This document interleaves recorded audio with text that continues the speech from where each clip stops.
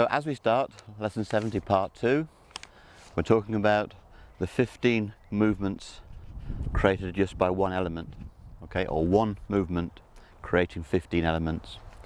And you've seen me do this before. In the old days I used to do this with a comb, but I don't need a comb anymore and it doesn't work with a sponge, so I have to use a £20 note. So I just fold it into 3, just a tri-fold.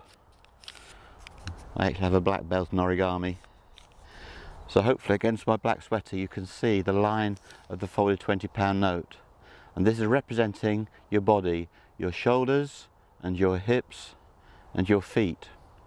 So if I twist the top of the £20 note, if I twist it through 90 degrees, can you see how the whole £20 note is involved? So I'm only twisting the top of it, but the rest of it is responding in rotation.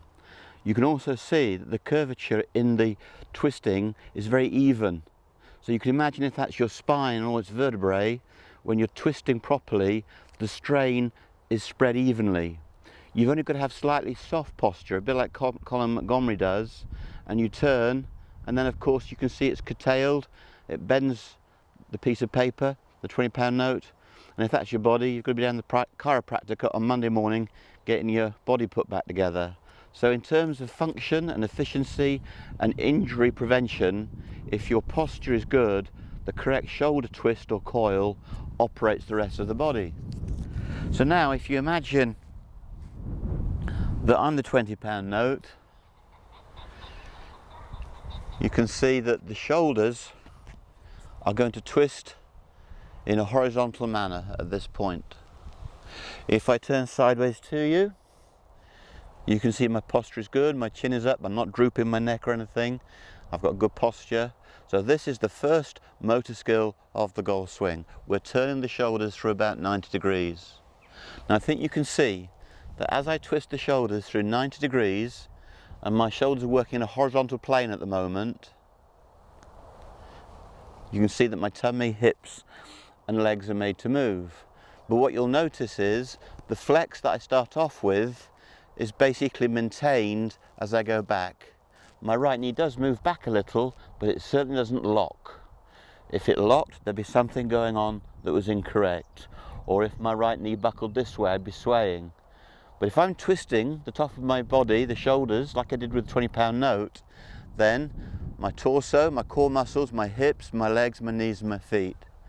Okay, so the first thing that the shoulder turn gives us is a sense of swing plane.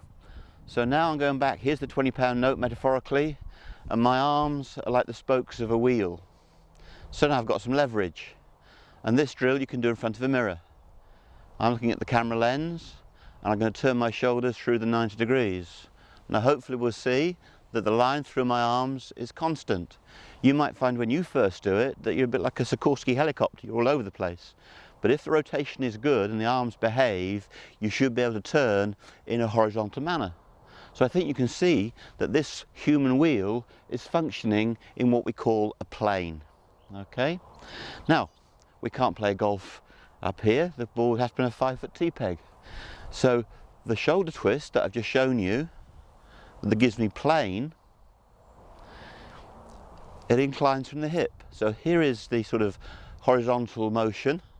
This will be driver, this will be 6-iron, and this will be wedge. So the angle of the spine changes with the length of club. So your wedge will be the most upright swing and probably quite short, and your driver will be the longest and flattest swing, and you'll generate more power. But it all starts off with the motor skill of rotation. So there we have it. We're starting to understand that the body is the axle of the human wheel and the arms are the spokes. And if you did this drill in front of the mirror, you'd be doing yourself some good. And like with the £20 note, when my shoulders turn, there's no stress in my spine or in my neck. Let me assure you, if there's any droop in the neck or slump in the tummy, then you're jeopardizing your back at the bottom and at the top. One of the things that creates longevity in golf is a good rotation. Arnold Palmer's very muscular, very volatile swing didn't last as long as Tom Watson's did. And the great thing about Tom Watson's swing is the shoulder turn was absolutely efficient. So there we have it. The first benefit of shoulder turn is we understand our swing plane, and the club that you're using will change the plane according to the need of the shot.